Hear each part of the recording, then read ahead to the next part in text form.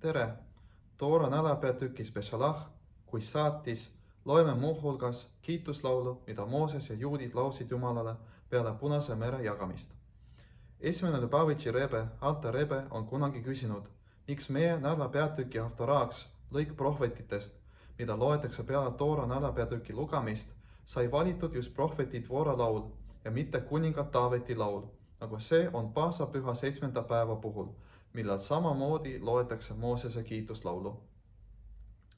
Teiste sõnadega, miks meie näläpeatüki haftoraaks sai valitud just naiste ja mitte meeste laul, seda enam, kui näläpeatükis endas loeme me meeste laulu kohta ja siis laulis Mooses ja Iisraeli pojad. Selle kohta ütles Alter Rebe, et kui Jumal jagas Punast mere ja juudid ületasid seda mööda maismaad, laulsid nii mehed kui naised, kuid naised tegid seda timpaanidega ja tantsudega, ehk nad laulsid suurema rõõmuga kui mehed. See ongi põhjus, miks meie näläpeatüki haftoraaks sai valitud just naiste laul. Tekib küsimus, miks mehed ei laulnud samasuguse rõõmuga nagu naised. Vastus on lihtne. Kui inimene saab midagi ilma vaevata, ei tunne ta selle puhul samasugust rõõmu võrreldes sellega, kui ta saab midagi suure vaeva ja võitlemise tulemusena.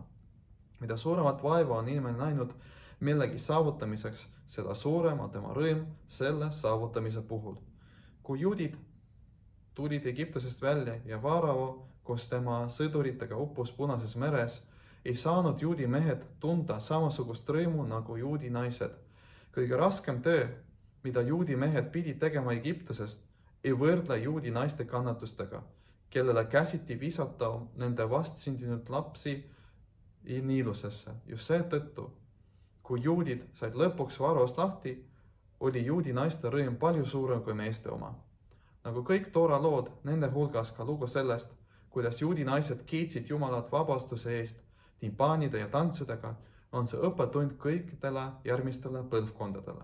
Ka tänapäeval on olemas oma Farao, kes käsib, et kõiki vastsündinud lapsi peaks viskama Niilusesse, ehk juudi lapsi peaks uputama materiaalsuses. Ja kui juudi vanemad otsustavad, et nad soovivad anda oma lastele tõelise juudi hariduse, siis selle kohta alati keegi ütleb, et Toorat on juudi rahvas saanud 3500 aastat tagasi, asustamata kõrbes. Aga tänapäeval, kui meil on olemas progress ja kultuur, siis ei tohi enam olla nii vanamoodne. Täpselt nagu siis, kui juudid on saanud Faraost lahti, tundsid selle puhul juudi naised suuremat rõõmu kui mehed. Kehti see ka tänapäeval, kuna just naised veedavad kodus rohkem aega kui mehed ja just naised on need, kes pühendavad ennast rohkem laste kasvatamisele. Seetõttu just juudi naine on see, kes peab võitlema tänase päeva Faraoga ja tema käskudega. Midrash jutustab, et sel hetkel, kui juudid tahtsid laula kiituslaulu Jumalale, tulid inglid ja ütlesid, et nemad ka tahavad kiita Jumalat. Selle kohta ütles neile kõige väeline, et kõigepealt laulavad juudi mehed ja alles siis nemad, inglid.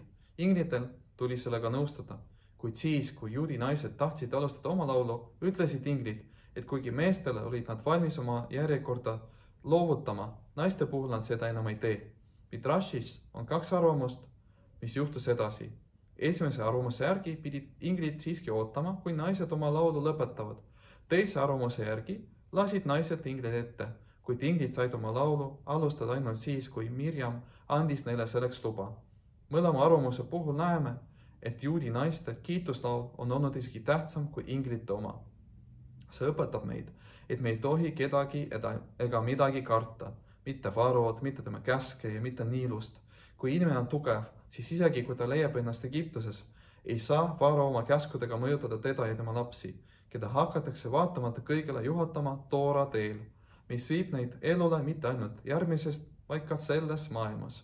Siis ütlevad lapsed, see on minu Jumal ja ma kaunistan teda, minu isa Jumal ja ma ülistan teda, mis tähendab, et lapsed jätkavad liikumist samal teel, kus kõnnivad nende vanemad.